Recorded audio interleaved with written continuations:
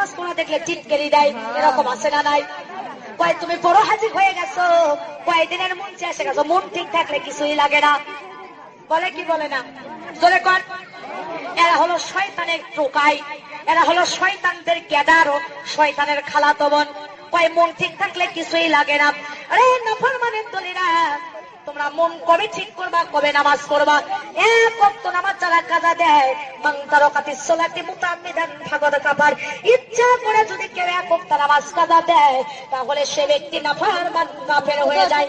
আর একজন ব্যক্তি যে মুসলমান, আর একজন ব্যক্তি যে কাফের, এর মধ্যে পার্থক্যই হলো বাইনাল আবদি বাইনাল কুফরি তারকুস সালাত।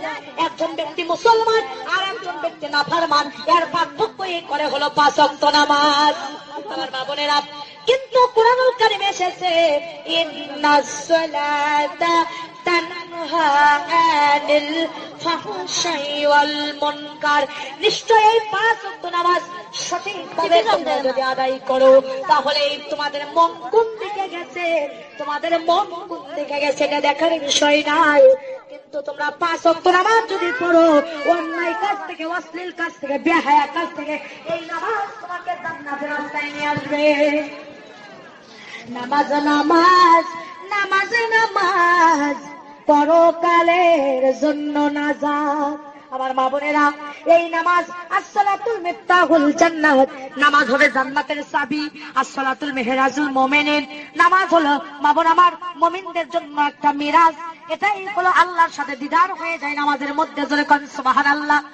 যারা নামাজ পড়ে তারা মুমিন, নেককার, পরহেজগার। আর যারা পড়ে না তেমন তারা কেমন নিকৃষ্ট। একটি হাদিস আপনাদের সামনে বলবো, শুনতে রাজি আছেন তো? আমার মা বোনেরা, হাদিস শরীফের মধ্যে এসেছে এক সাহাবী আল্লাহ নবীর কাছে এসে বলেছে, ইয়া রাসূলুল্লাহ, ইয়া হাবিবাল্লাহ, আমি গরিব মানুষ, পাতিলে ভাত রান্না করে রেখেছি, যায় দেখি পালিত একটা কুকুর পাতিলের মধ্যে মুখ দিয়েছে। ওগো আল্লাহর নবী, বলেন তো এই পাতিলের ভাত কি আমার জন্য খাওয়া জায়েজ আছে? কারণ মুখ কেবলই দিয়েছে, কিন্তু পুরোটা খাই নাই। আল্লাহর নবী বলছে, যাও তুমি যাই ওই পাতিলের ভাত ওই যেখানে কুকুর মুখ দিয়েছে ফেলে দাও, দিয়ে তুমি পাতিলের যেখানে আছে 7টা ধোয়া দিয়ে তুমি খেয়ে নাও। আল্লাহ নবীর সাহাবী বাড়িতে আছেন, আসে দেখি ওই পাতিলের মধ্যে পালিত একটা বিড়াল আমার মুখ দিয়েছে। আবার নবীর কাছে গেছে, একজন পোল্পা বুঝবেন, যা বলছি, ইয়া রাসূলুল্লাহ, পাতিলের মধ্যে যায় দেখি গো আবার একটা পালিত বিড়াল মুখ দিয়েছে, এখন কি খাওয়া যায় যাচ্ছে? বলে, হ্যাঁ, বিড়াল যেখানেও মুখ দিল ফেলে দাও, দিয়ে ভালো খানি তুমি আবার 3টে ধোয়া দিয়ে দাও, নিয়ে তুমি খাইয়া দাও। বাড়িতে সাহাবী এসে দেখে একজন বেনামাজি মহিলা তার পাতিলের মধ্যে হাত দিয়ে ভাত বেড়ে নিয়েছে। কিন্তু আবার নবীর কাছে গেছে, মহিলা জানে না কুকুর মুখ দিয়েছে, বিড়াল মুখ দিয়েছে।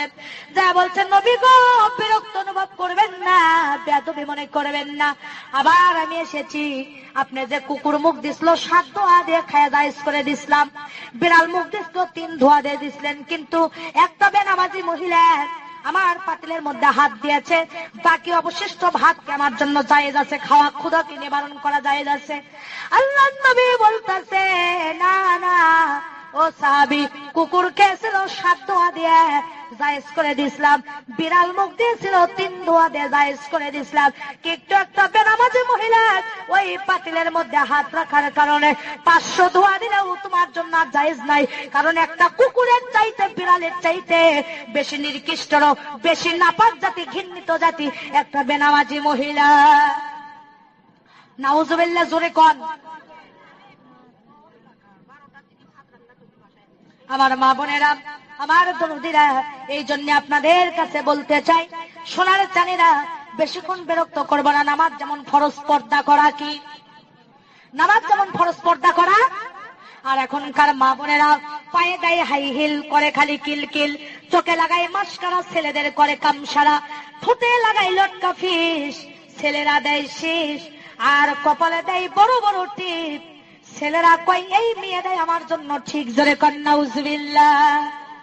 আমার মা বোনেরা, আমার দরদিরা, ব্লাউজ বানাতে বানাতে পর্দা ফরজ করে দেওয়া হয়েছে। আর আমার মায়ের জাতিরা শহরে থাকেন, মন খারাপ করবেন না, ব্লাউজ বানাতে বানাতে পুরুষের ছন্দ গেঞ্জি ফেল করে দিয়েছেন, এত খাটো দেনার ব্লাউজ, শর্ট কামিজ ব্যবহার করেন, বিউটি পার্লারে যা ভুরু তোলেন, ঠোঁট কালার করেন। মাজানদে খোদার কসম করে বলে আপনি দাউস হবেন কিয়ামতের দিন। একটা বেপর্দা মহিলা দাউস হয়ে যাবে। এই দাউস আল্লাহ জান্নাতে যাওয়া তো দূরের কথা, জান্নাতের বাসনাও তার নাকে পাবে না। টাকা পয়সা আলা হয়ে তোমার কোনো দাম নাই। আমার মা বোনেরা পায়জামা গুলো দেখেন, স্কিন পায়জামা পরে যা দেখতে তল্লাবাসের মতো পাদা শিকল লাগে, মাথার চুল কাটে বানরের লেজের মতো করে দেয়। ধরে বলেন ঠিক না ঠিক? বোরকা যে পর্দার জন্য গো, সেই বোরকা গাওয়াত দিয়ে রন্না খান গলায় পেঁচে দেয়, বুকের ওপর দেয় না, মাথায় কাপড় দেয় না। আমি আমার ভাষায় নাম রাখছি, এরা হলো তনসেল বারা মুসলমান। এদের স্থানটা হবে তাসলিমা নাসরিনের সাথে জাহান্নামে। জোরে জোরে বলেন ঠিক না বেঠি? আমার বাজান হক কথা বলতেছি, আমি বক্তাকে আর দাওয়াত করবেন না, তাতে যায় আসে না, কিন্তু আজকে তো আপনাদেরকে বলার সুযোগ পাইছি। জোরে বলেন ঠিক না ভাই ঠিক? মাজান রে, পর্দা করা ফরজ, কেউ জানবে হায়া বেপর্দা করে চলবা না। মোটর সাইকেলের পিছনে শ্যাম্পু করে যায়, বেগনা পুরুষেরা কয় খায় না খায়া মাল এক খান গেল। জোরে কোন ঠিক না ভাই ঠিক? হায় হায়, মহিলাদের চেহারা দেখে কয় মাল এক খান গেল। নাউজুবিল্লাহ নাউজুবিল্লাহ। আমার মা বোনেরা রে, আমার দরদিরা রে, তোমাদের কুদরাতে পায়ে হাত দেবো আমি তোমাদের সন্তানের মতো, ছোট বোনের মতো, তোমাদের কুদরাতে পায়ে হাত দিয়ে বলবো মাগন মরে একদিন তোমরা যাবা, কবরের মেহমান একদিন হবা। তোমরা জান কেউ নামাজ ছেড়ে দিও না, আর ফরজ পর্দা জান তোমরা কেউ ছেড়ে দিও না। মাথার একটা চুল যদি কোনো বেগনা পুরুষ দেখে গো মা, কিয়ামতের দিন ৭০ চুলের বেগনা পুরুষকে দেখানোর কারণে একটা চুলের পরিবর্তে ৭০টি সাপ তোমার মাথায় বেউড়ো করে দেওয়া হবে। মা বোনেরা আমার, খবরদার খবরদার, তোমরা কেউ বেপর্দা করে চলো না। মাথায় মাদানের সময় থাকলে আমি মেহেরাজের ঘটনাটা বলে যেতাম, কিন্তু 12টা ব্যক্তিতে আমার মাদান আল্লাহ যদি কোনোদিন নিয়ে আসে, আল্লাহ নবী 7টি দৃশ্য মেয়েদের ব্যাপারে মেহেরাজে দেখে এসেছেন। কোনোদিন যদি এলাকার আশেপাশে এসে আপনারা যাবেন বলে দেব। আমার মা বোনেরা ফরজ পর্দা করবেন, আর স্বামীর খেদমত করার দরকার আছে না নাই? আজকে দেখেন অফিসারেরা সালাম পায়, কিস্তির সাহেব সালাম পায়, নিজের স্বামী সালাম পায় না। জোরে কোন ঠিক না ঠিক? কিন্তু মাদান যে ঘরের মধ্যে স্বামী স্ত্রীর মিল মহব্বত থাকবে, ঘরটা হবে জান্নাতের টুকরা। আর যে ঘরের মধ্যে স্বামী স্ত্রীর মিল থাকবে না, ওই ঘরটা হবে জান্নাতের টুকরা। আল্লাহ পাক স্বামী স্ত্রীর ব্যাপারে বলেছেন, হুন্না লিন্নাসি লিবাসুল লাকুম আনতুম লিবাসুল লাহুন্না। স্বামী হলো স্ত্রী লিবাস, আর স্ত্রীরা হলো স্বামীদের লিবাস। দুইজন দুইজনকে লিবাস হিসেবে বলা হয়েছে। রে আমার মায়ের জাতিরা, আপনারা যা একে অপরের লিবাস। স্বামীকে মাঝে মাঝে গোসল করে দেবেন, স্বামীর সাথে রুক্ষ মেজাজে কথা বলবেন না, হাসি মুখে কথা বলবেন, আর স্বামীকে সালাম দেবেন। হযরত আয়েশা সিদ্দিকা হুজুর সাল্লাল্লাহু আলাইহি সাল্লামকে মাঝে মাঝে গোসল করে দিতেছেন। একদিন হুজুরকে আয়েশা গোসল করে দিচ্ছে, হুজুরের খুশির চাপা লেগে আম্মা আয়েশার বুড়ো লোকের আঙ্গুল ফেটে গেছে। হুজুরের গায়ের সাথে পানি ঢালতে রক্তের বন্যা বয়ে যাচ্ছে। আর নবীজি আমার ধাপে দাঁড়াছে, দাঁড়িয়ে বলে, ও আয়েশা, তোমার পানি যে ঢালি তো রক্ত কিসের বন্যা বয়ে যায়? আয়েশা বলছি, ইয়া রাসূলুল্লাহ, আপনার গায়ে যখন পানি ঢালে আপনি যে খুশিতে বসে আছেন, আপনার খেদমত করতে যাইয়া ওই খুশির জাবা লেগে আমার বুড়ো লোকের আঙ্গুল ফেটে গেছে। নবী বলে, আয়েশা তুমি একবার আহাউ হু করনি কেন? তোমার কি কষ্ট হয়নি? আয়েশা বলছে, ইয়া রাসূলুল্লাহ, আপনি তো আমার একদিকে স্বামী, একদিকে আল্লাহর নবী, আপনার খেদমত করবে যাইয়া আমার কলিজাও যদি ফেটে যেত, আল্লাহ রাসূলকে খুশির থেকে উঠে দাঁড়ানোর কথা বলতাম না।